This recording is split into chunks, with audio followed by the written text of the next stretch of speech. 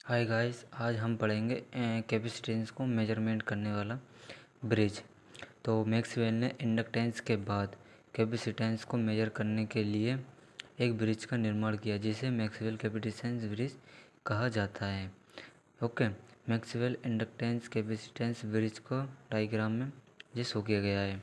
Okay guys, जिसकी branch एक में एक रेजिस्टेंस R1 के साथ क्या L1 है तथा रेजिस्टेंस टू के साथ 2 तथा 3 को सिंगल कनेक्शन में कनेक्ट किया, यानी 2 और 3 सिंगल रेजिस्टेंस में कनेक्ट किया गया।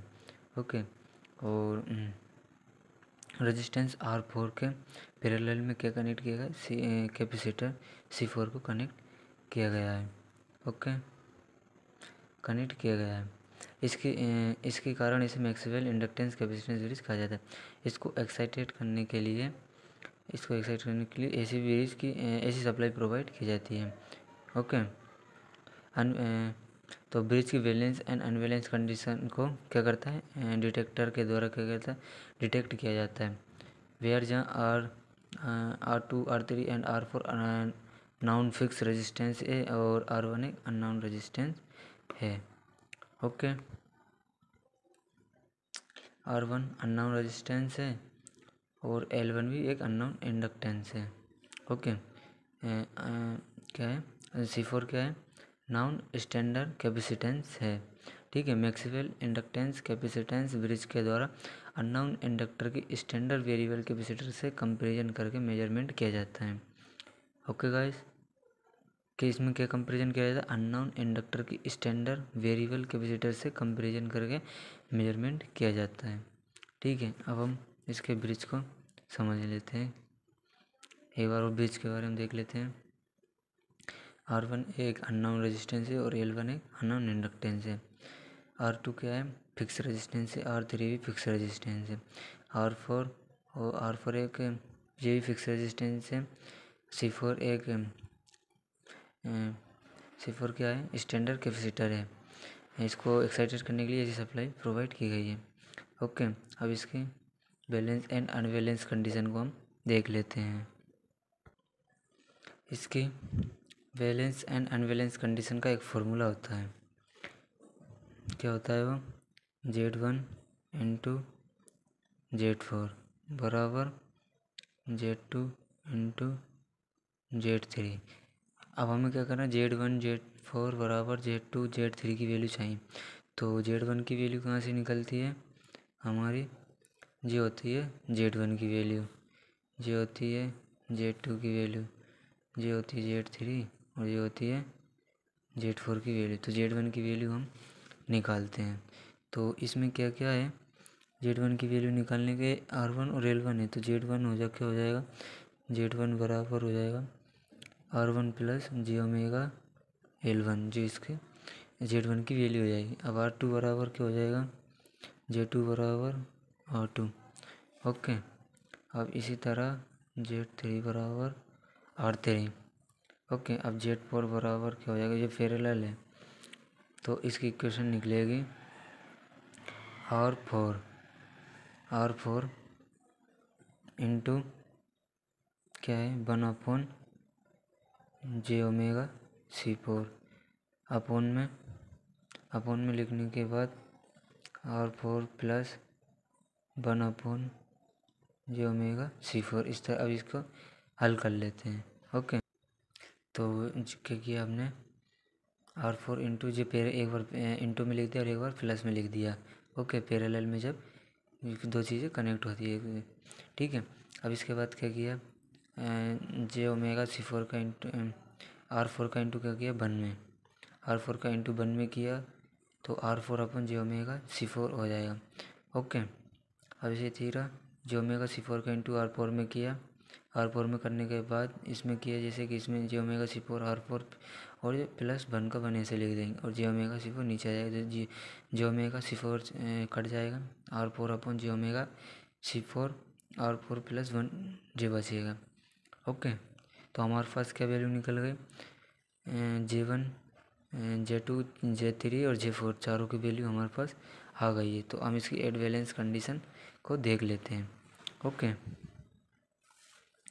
तो इसकी एड वैलेंस कंडीशन क्या बनेगी, Z1 Z2 Z4 बराबर Z2 इंटू Z3। तो फर्स्ट मतलब Z1 की वैल्यू क्या थी हमारे पास R1 plus j omega L1। Okay, तो हमने से फिल कर दी। Z4 की वैल्यू क्या थी R4 अपन 1 plus j omega C4 R4। Okay, क्या है जे ओमेगा C4 R4 बराबर R2 R3। ओके, ठीक। ओके, हाँ, तो हमने यहाँ क्या कर दी, चारों Z1 Z4 Z2 Z3 की वैल्यू फिट कर दी, जैसा कि हमने यहाँ निकाली थी। Z1 बराबर क्या निकाला था अपन ने, R1 plus j omega L1 लिख दें। और Z4 की वैल्यू क्या है RF अपन j omega C4 into R4। Okay, तो ये हमने वैल्यू फिल कर दी। ओके, कर दी ना। और यहाँ +1 भी था, शायद मैं लिखना भूल गया होऊंगा, यहाँ प्लस भी था। ओके, तो ऐसे हमने कर दिया। ठीक है, R2 R3 ऐसे कैसे जाएंगे, क्योंकि इसमें सिर्फ रेजिस्टेंस थी ओनली। तो अब क्या करें अपन ने, R1 plus j omega L1 okay into R4 into क्या किया R4 और R2 R3 यहाँ के यहीं रखे रहेगा। अब जो one plus j omega C4 R4 है उसको कहाँ लेगा, R2 R3 के उधर, यानी इस वाली संख्या को कहाँ लेगा R2 R3 के यहाँ ले लिया है। ओके, जहाँ लाने के जहाँ लिया है। तो अब इसका इसमें इंटू हो गया है, जो मतलब कुछ भी नहीं किया अभी, तो यहाँ ऐसे कैसे सिस्टम है, बस इसको R2 R3 को उधर ले गए। ओके, अब क्या करेंगे R1 R4 इसका R1 में इंटू करेंगे और R4 का जे ओमेगा L1 में करेंगे, इसको समझ रहे हैं। एक तो R4 का इंटू R1 में होगा और R4 का जे ओमेगा L1 में होगा, जैसे कि आप देख रहे होंगे। अब R1 into R4 plus j omega L1 जे ओमेगा L1 है यार। ओके, तो R4 जे ओमेगा L1 जे L है। ओके, क्या है, जे L1 है। ठीक है, R2 R3 ऐसा कैसा ही है अभी। ओके, और जैसा संख्या कह दीजिए। तो इसमें क्या किया, एक बार R2 R3 का 1 में इंटू किया, R2 R3 का जे ओमेगा C4 R4 में इंटू किया। ओके, रियल टर्म्स की कंपैरिजन करने पर रियल टर्म्स में क्या है हमारे R1 R4 और इधर R2 R3, और इमेजिनरी टर्म्स है हमारे पास R4 जे ओमेगा L1 और इधर है R2 R3 जे ओमेगा C4 R4। ओके, तो रियल टर्म क्या है हमारा R इंटू R4 बराबर R2 R3। तो R4 कहाँ पहुँच जाएगा, R2 R3 के अपोन में। तो इस फॉर्मूला के द्वारा हम क्या करते हैं, अननोन रेजिस्टेंस की वैल्यू को फाइंड आउट कर सकते हैं। ओके, इमेजिनरी कंपेयर करने पर जैसा कि आपने यहाँ बताया था, जे ओमेगा L1 वाली संख्या और R4 जे ओमेगा L1 और R2 R3 जे ओमेगा C4 R4 जी क्या है हमारी इमेजिनरी है। दोनों को यहाँ लिख लेंगे, R4 जे ओमेगा L1 और R2 R3 जे ओमेगा C4 R4। ओके, अब क्या करेंगे, R4 इधर भी R4 है तो जो दोनों कट जाएगा, जे ओमेगा है जे ओमेगा कट गया, आगे बचा L1 2 R3 और C4 है।